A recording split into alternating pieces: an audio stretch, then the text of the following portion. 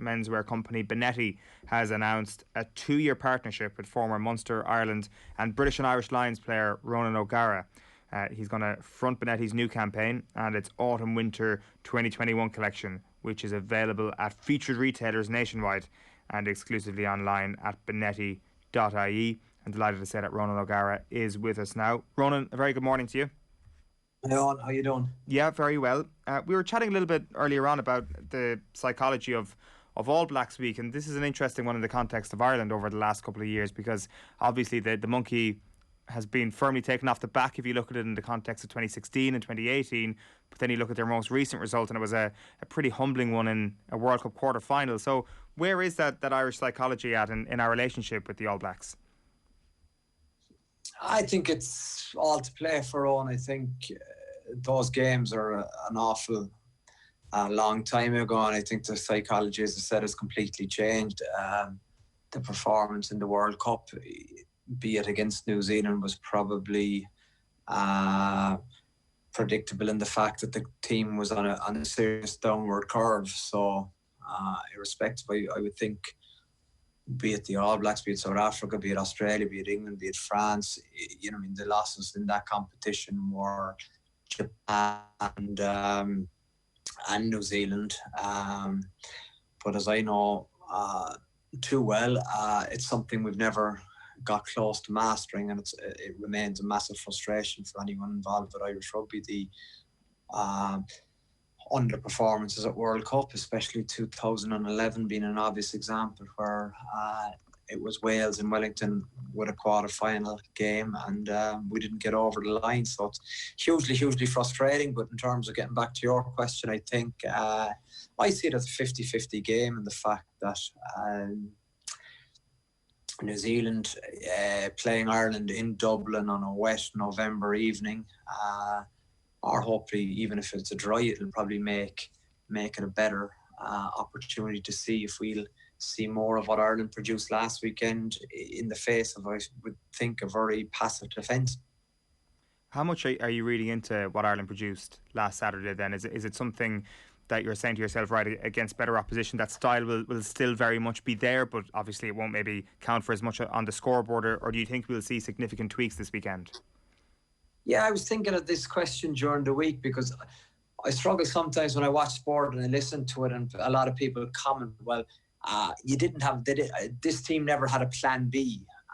And it's something that always fascinates me, is that, and I know well, when you get to a final and you revert to plan B, but if you have such belief in plan A and you're trying to implement plan A, it's very, very hard to devote any time at all during the week to plan B, because plan A involves, I suppose, 23 players knowing their role inside out, and that never happens because you never get perfection in a game and you never get close to it. But I think I was taken by surprise, last weekend, because I think the Lions rugby of the summer left such a negative impression on me that I felt if that's the way top rugby played, the game is in trouble. But to see Ireland play like that, and maybe expectations were low and I was caught a little bit off guard, but I think for Ireland to play the way they did and to appreciate, I suppose, where the space was, made it such an enjoyable 40 minutes. And it came a little bit unstuck in the second half, but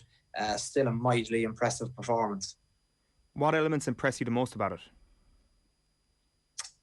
I think the willingness to play what they see, and it's very easy to say that, but I think before, a lot of these people would have been such structured players that I probably didn't think it was possible in Andy Farrell's probably time, that he was able to get people that were probably so robotic into playing a heads-up game of rugby. And I think that was probably I wouldn't say a new dawn, but it was as close you could see to playing what was in front of you as you ever were. Because the Lions, James Lowe was running and was offering. I think that's very hard to replicate in training on, and I think his lines may be different depending on what a defender did to him, because you could see it was probably the unpredictability of where he was popping up. I think caught the Japanese off guard. And you can't say Japan are a really poor team, because they ran Australia close the week previously. So they most definitely.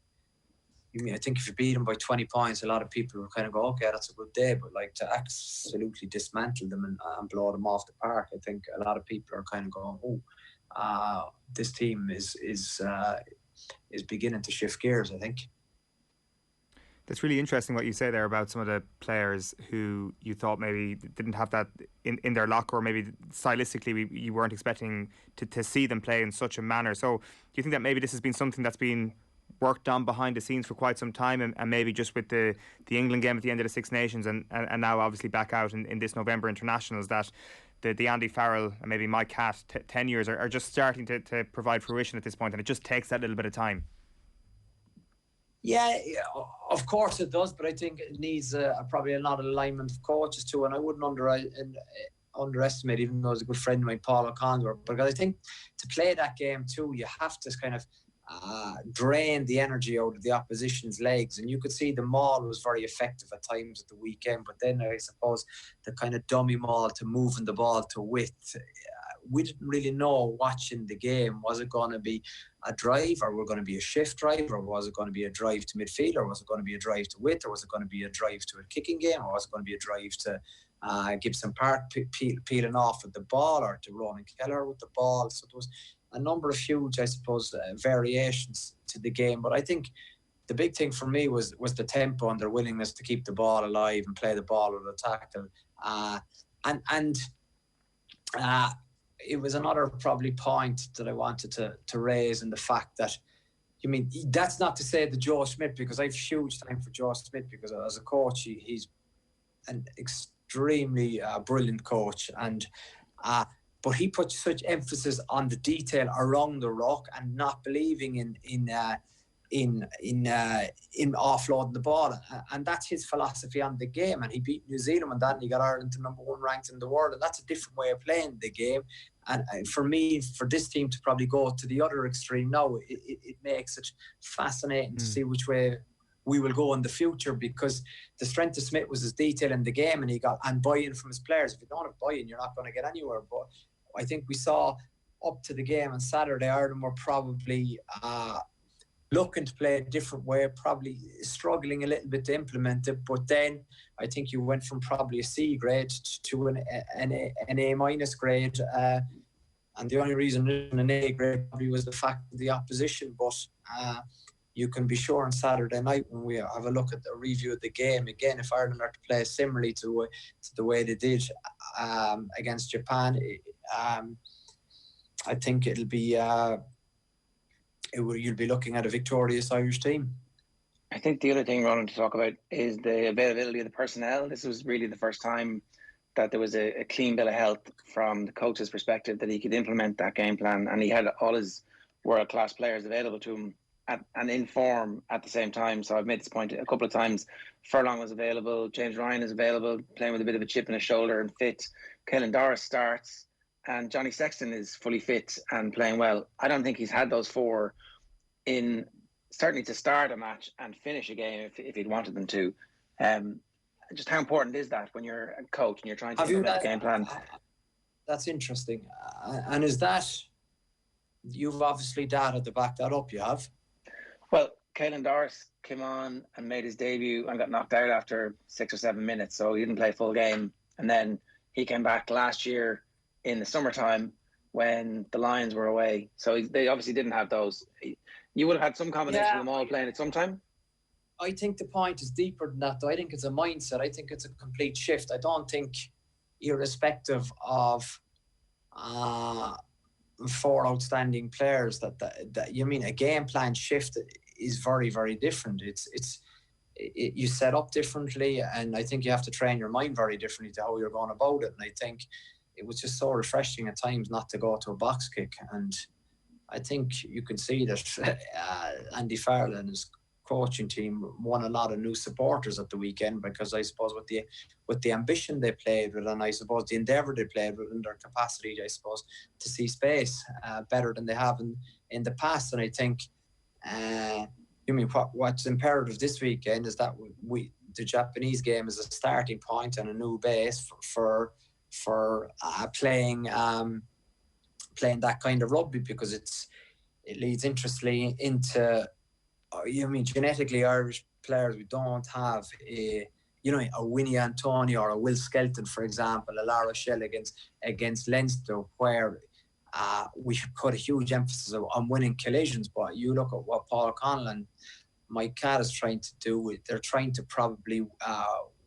win space and run holes, as opposed to before we might have ran straight into people to get the ball over the line to win quick ruck ball. But now you could see that there was a lovely variation in terms of picking holes and the active pivots outside the backs or behind the forwards, creating I suppose indecision in defenders' minds, made it a day on the front foot for all the Irish players. I was thinking about that point you made about not having a Will Skelton type player earlier on, because 5 of Ireland's starting 8 forwards started for Leinster against you guys last year in the European semi-final. So what did you implement on that day? Obviously having someone like Skelton available is a huge asset, but I guess tactically what did you guys implement to nullify the threat of 5 of those forwards that are lining out as Ireland starters at the moment? It's tiny margins you're talking about. It's very tiny margins. Right. We needed to be accurate and try and get our first 2 phases right, and then if you know on the third phase that it's a Skelton or an Antonio carrying, you have a good chance you're going to win the collision, because even if you have a Joss van der Fleer or you have a Ronan Kelleher, just by the law of physics, the bigger man is probably going to win that collision.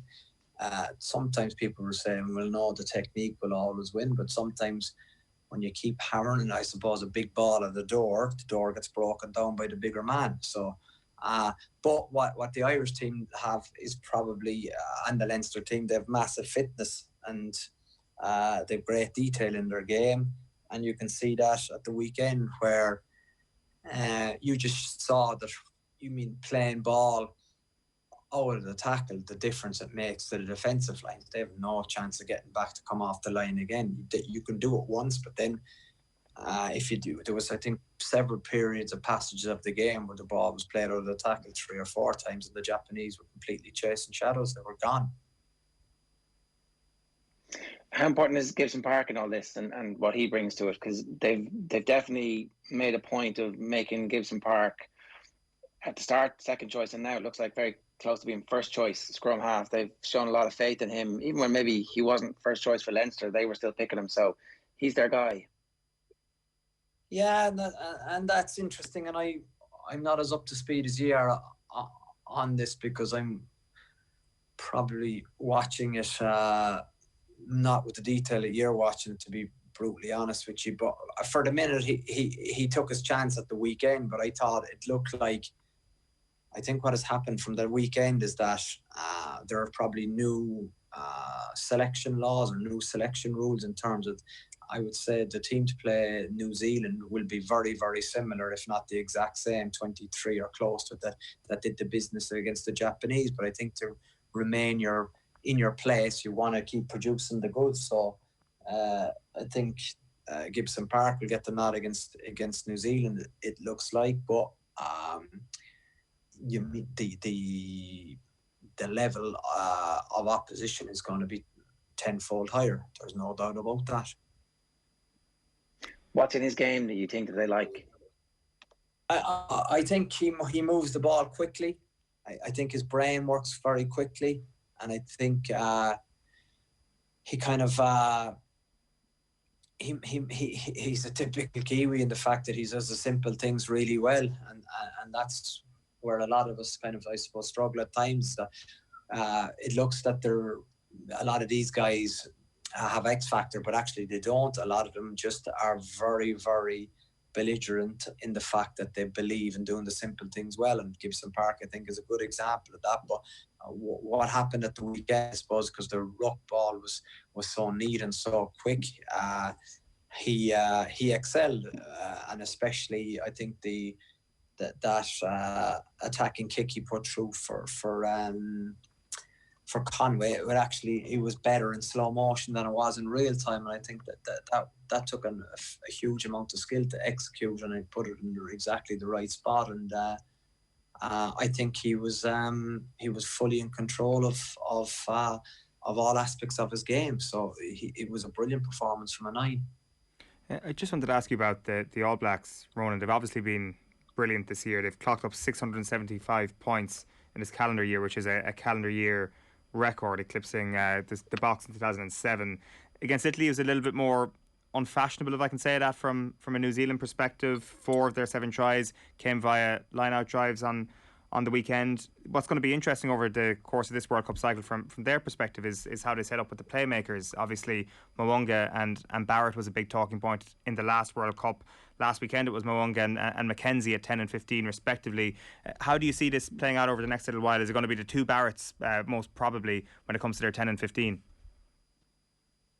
Yeah, it's fascinating. I think for the first time probably in an awful long time, it's very hard to name, I would say, 5 certain starters for on the New Zealand team, and they have such strength and depth, but I think there's massive competition for places. And you look at the front row, probably second row is easy enough to pick, but the back row, the half backs, the centres and the back 3, it's very, very difficult to know which way they will go. And I think, yes, they have scored a lot of points, but I think they concede a lot of points as well.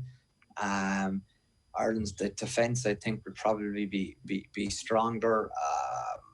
Pressure rugby is it's a very different game to Super Rugby, and yes, New Zealand scored a lot of points, but I think also South Africa had very little rugby coming off I suppose a dismal Lions series, which they scraped over the line, and they're beginning to find a bit of form. You look at South Africa are getting stronger and stronger the more rugby they are playing, culminating with a good performance against Wales at the weekend. But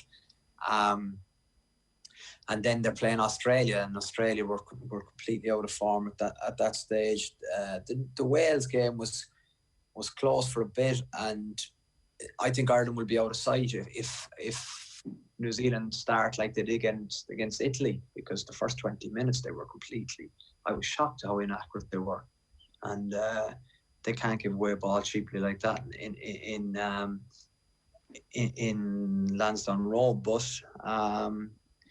I'm fascinated to see what the makeup of the team will be, because I obviously have an interest, having spent time there and known, I suppose, the inner detail of a lot of their players.